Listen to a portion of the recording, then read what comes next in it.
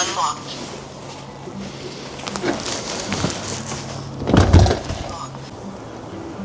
Salutare, salutare prieteni!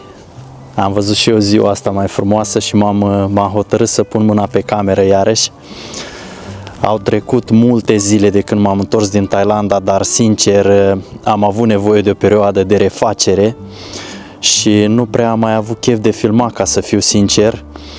Am intrat ca într-o mini-depresie, deci e foarte adevărat ce se spune despre asta, că dacă mergi într-o vacanță, într-o zonă din asta tropicală, paradisiacă, s-ar putea că dacă te întorci într-o țară cum e Anglia, să simți puțin diferențele, ca să zic așa.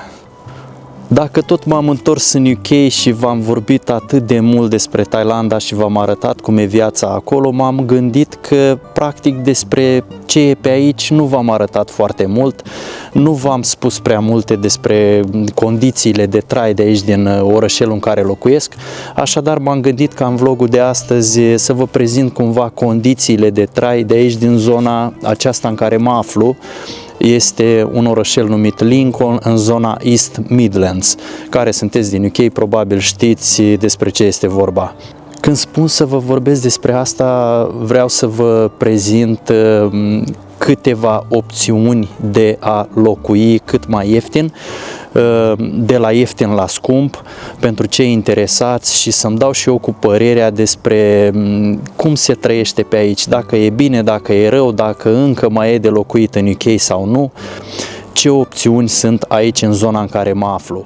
Și bineînțeles o să încep să vă vorbesc despre casa în care locuiesc în acest moment în UK. Asta e mașina mea, apropo. Da, aș face treaba, nu e una dintre cele mai noi modele apărute pe piață, dar sunt mândru de ea și chiar sunt bucuros că, uite, ieri am lucrat la ea și am schimbat o piesă, mai toate reparațiile care sunt necesare le fac chiar eu cu mâna mea. Lăsând la o parte asta e casa în care locuiesc. Nu este într-o zonă aglomerată a orașului Lincoln.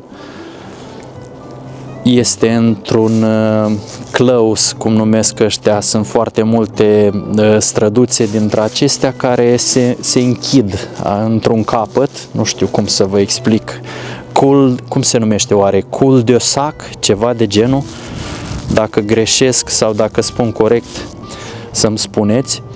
Este o zonă liniștită a orașului Lincoln și chiar m-am simțit foarte confortabil în această casă și în această zonă.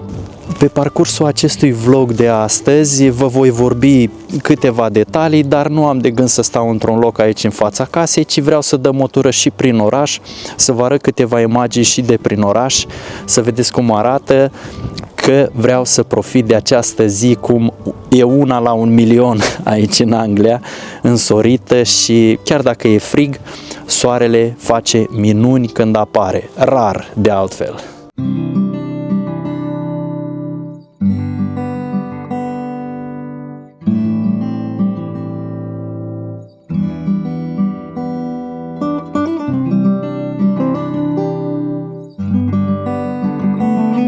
Între timp am ajuns în centrul orașului. Vreau să vă duc într-un loc care mie îmi place foarte mult și aș putea spune atracția numărul 1 a acestui oraș. E vorba de catedrala din Lincoln. Dacă să ajungi acolo, din centru, trebuie să urci un deal care e destul de abrupt. Între timp, cât vom urca dealul acesta împreună, o să vă spun câteva detalii despre casa în care locuiesc, prețuri și costuri.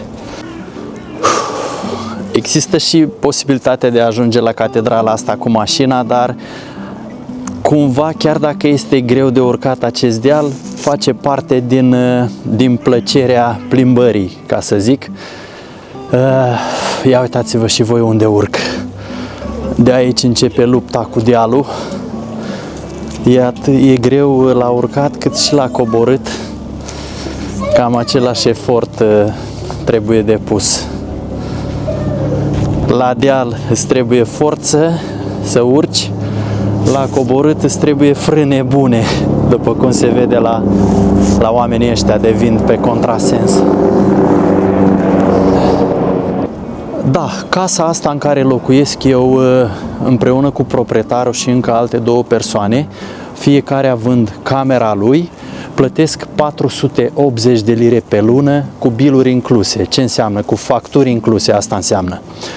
Pentru mine și pentru poziția în care mă aflu în acest moment, având în vedere că m-am mutat de la caravană, de la rulotă, trebuia să mă mut undeva, am ales să mă mut în această casă pentru că mă cunoșteam și cu proprietarul de mai de mult, am mai stat și mai de mult în acea casă, cunoșteam condițiile, știam că este o casă absolut ok din toate punctele de vedere de locuit și am ales să mă mut acolo. Dar ce vreau să spun e că prețurile cam acestea sunt pentru camere. Dacă înainte, în urmă cu câțiva ani, erau mai ieftine, astăzi prețurile la camere pleacă undeva de pe la minim 400 de lire pe lună aici, în această zonă în care locuiesc. Am auzit că la Londra sunt chiar și mai scump de atât, undeva la 700-800 de lire o cameră dacă vrei să locuiești în capitala Marii Britanii. Aici, în Lincoln, în momentul de față, cred că este cea mai ieftină variantă de a locui, care se potrivește persoanelor singure mai ales, cât și cuplurilor, că am auzit și foarte multe cupluri care aleg să locuiască într-un așa numit share house, adică o casă pe care o împarți cu alte persoane, având în vedere costurile mai reduse ale chiriei. Dar viața într-un share house nu este întotdeauna chiar roz, depinde cu cine alegi să locuiești, pentru că te poți muta într-un share house și afla mai târziu că ai nimerit peste niște persoane dubioase, pot fi fel de cazuri, dar pot fi și oameni foarte faini și chiar să-ți faci prieteni noi, poate fi și această variantă. Eu am ales să mă mut doar acolo unde am știut că am mai fost, fără să risc prea mult și să mă mut cu cine știe cine în casă, pentru că am avut experiențe neplăcute în trecut. Am stat cu fel de persoane dubioase, fel de persoane cu vicii de tot felul, astfel încât energia din casă și starea mea de bine per total era degradată complet de prezența acelor oameni. Asta e, dar costurile au fost întotdeauna reduse când am ales să locuiesc într-o casă la comun cu alte persoane. Bun, am stabilit, aceasta e cea mai ieftină opțiune. Mai departe vă voi spune cam cât costă o casă sau un flat sau un apartament aici în zona Lincolnului. Îmi mai trag puțin sufletul, ferească Dumnezeu. E greu de urcat până la catedrală sus, dar uitați-vă și voi, fel de magazine cochete, de buticuri de tot felul care vând de la prăjituri, parfumuri, creme, băuturi, toate chestiile. Și chiar dacă nu cumperi, este plăcut să privești aceste vitrine care sunt foarte frumos amenajate. Ia uitați-vă! E o zonă foarte frumoasă a orașului, aici în proximitatea catedralei și a castelului, pe care vi-l voi arăta imediat. Bine, ruinele castelului.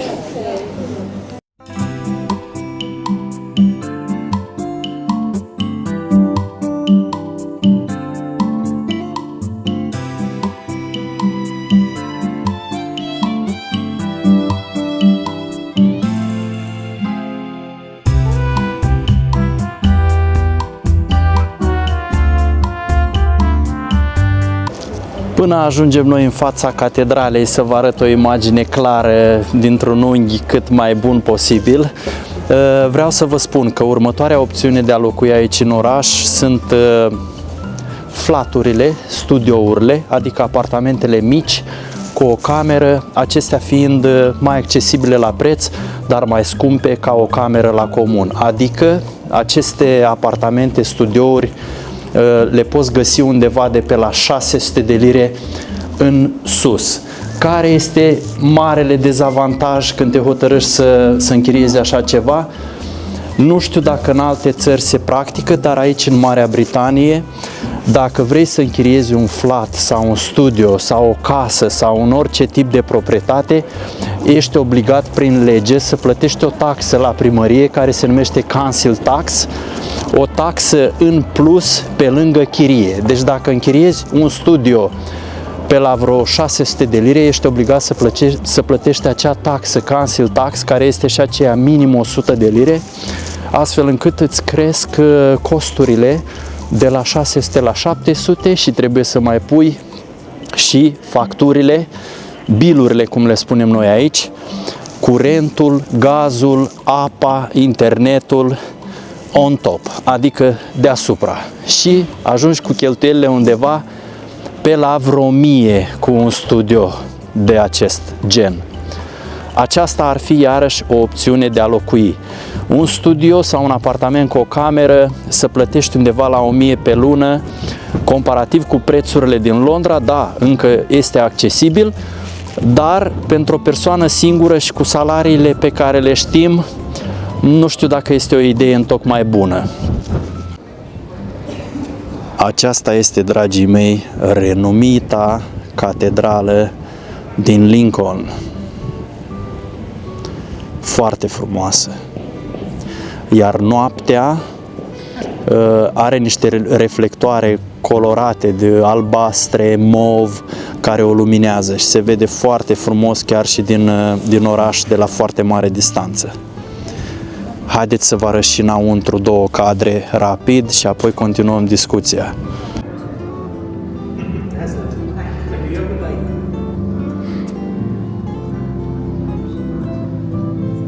Din păcate nu vă mai arăt catedrala de la interior astăzi pentru că este o taxă de intrare. Eu am intrat de 1.000.000 de ori și am vizitat catedrala asta prin toate încăperile gratis, când au fost diverse zile de genul în care nu trebuia să plătești taxă. Am intrat și cu taxă de vreo 2 ori, dar astăzi chiar nu mai vreau să intru să plătesc iarăși taxă.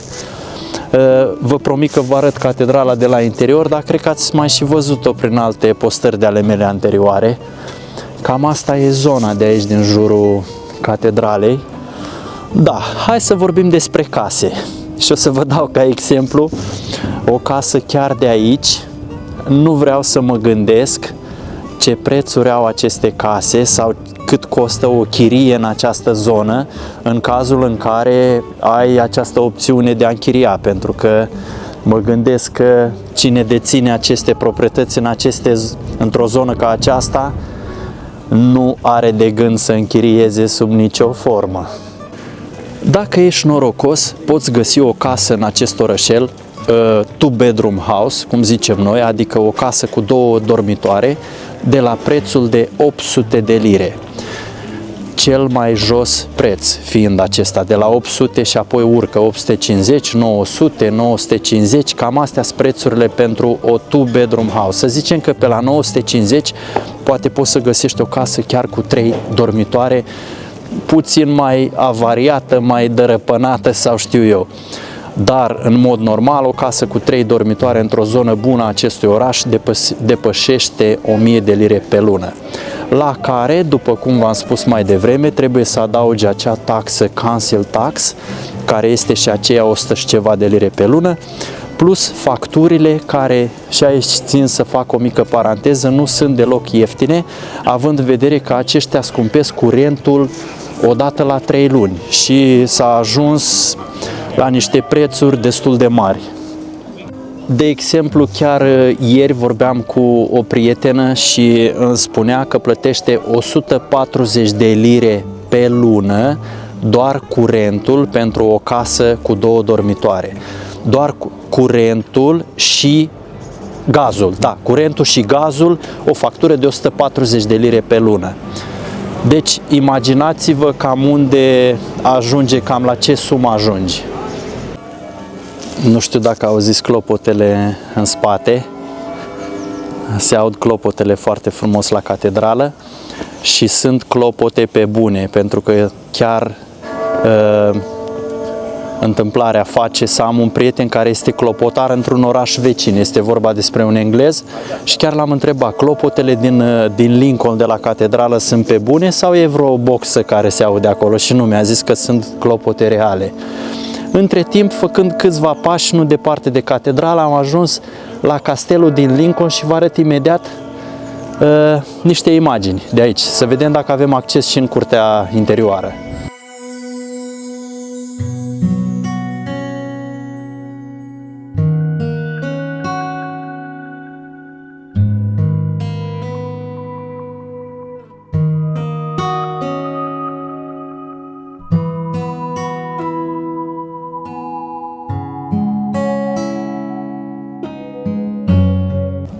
Chiar este o zi de marți extraordinară, o plimbare pe cinste aici alături de voi și se pare că am avut acces free în curtea acestui castel.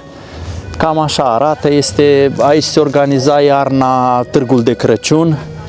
Anul acesta, anul trecut nu s-a mai organizat din păcate și lumea era foarte revoltată pe chestia asta, dar că din motive de siguranță nu s-a mai organizat. Bun. Haideți să revenim la discuția noastră legată de chirii și de case și de costuri. Mai pe scurt, dacă vrei să locuiești în Lincoln, trebuie să scoți din buzunar 400 de lire pentru o cameră, undeva la 900 de lire minim pentru un studio și probabil în jur la 1200 sau mai mult pentru o casă dacă vrei să beneficiezi de confort și intimitate absolută. Am auzit că în Londra prețurile ar fi și mai mari și sunt întotdeauna în creștere, atât prețul chiriilor cât și prețul proprietăților, dar asta se întâmplă și aici.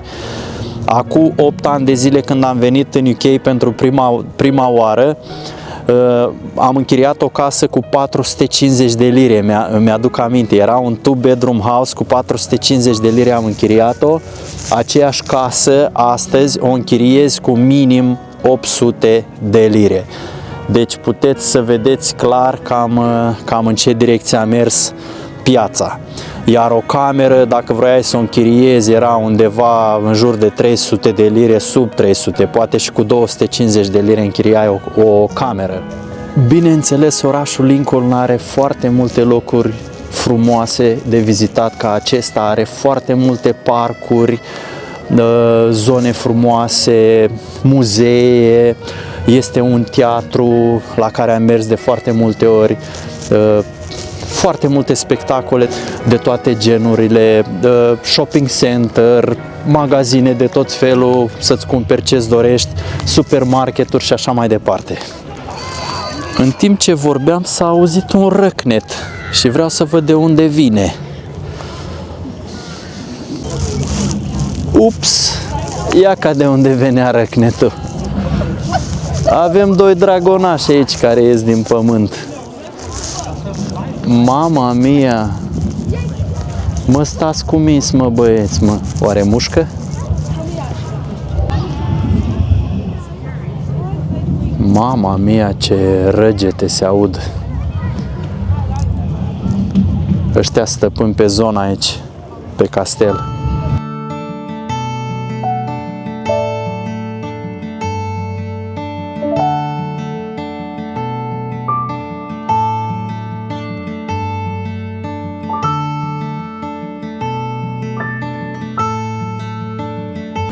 Între timp am schimbat și locația, v-am dus într-o zonă mult mai centrală, lângă universitate. Aici se află și un port, unde dacă ai o barcă sau un iaht, ești binevenit să ancorezi.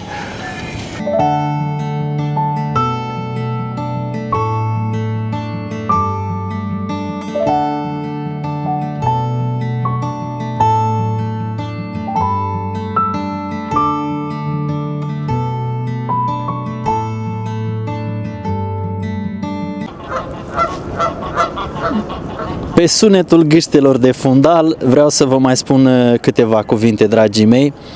Dacă v-ați uitat și la vlogurile anterioare, ați văzut că o altă opțiune de locuit în UK și cea mai ieftină din punctul meu de vedere ar fi să locuiești la o rulotă. Ați văzut în vlogurile mele anterioare că mi-am cumpărat o rulotă și am ales să locuiesc într-un campsite, acolo fiind cea mai ieftină chirie pe care eu am plătit-o în UK de-a lungul ultimilor aproape 10 ani de când sunt aici. Chiria și astăzi, dacă hotărăsc să mă mut iarăși în campsite, este undeva până în 200 de lire, pentru că tot ce trebuie să plătești acolo este de fapt o bucată de teren pe care să-ți amplasezi rulota și să te conectezi practic la curent pe care îl plătești separat pe bază de cartelă, și gazul, iarăși locuind la rulotă, trebuie să ai neapărat o butelie la care să te conectezi, să ai acces la gaz. Cam astea sunt toate cheltuielile pe care le ai dacă te hotărăști să locuiești la o rulotă într-un campsite. Aici, lângă Lincoln, întâmplarea face că este un campsite foarte frumos, Barlings se numește, Country Campsite, cel în care am locuit astă vară și la care mă gândesc din ce în ce mai serios, poate să mă mut de la 1 aprilie. Nu știu ce să zic, rămâne de văzut, dar în 2 săptămâni de acum înainte, pentru că suntem la jumătatea lui martie, va trebui să mă hotărăsc ce voi face. Mă mut la rulotă înapoi, vând rulota, mă mut în altă țară, rămâne de văzut. Așa că rămâneți aproape, ne vedem în vlogul următor, dar până atunci am o mare rugăminte la voi. Dați-mi un like și un subscribe, pentru că pentru voi este un minim efort, iar pentru mine contează foarte, foarte mult, mă ajută să țin în viață și să cresc acest canal. Până data viitoare, de aici de pe malul apei, vă spun la revedere, eu și cu gâștele. Unde sunteți, mă? Au fugit. Pa, pa!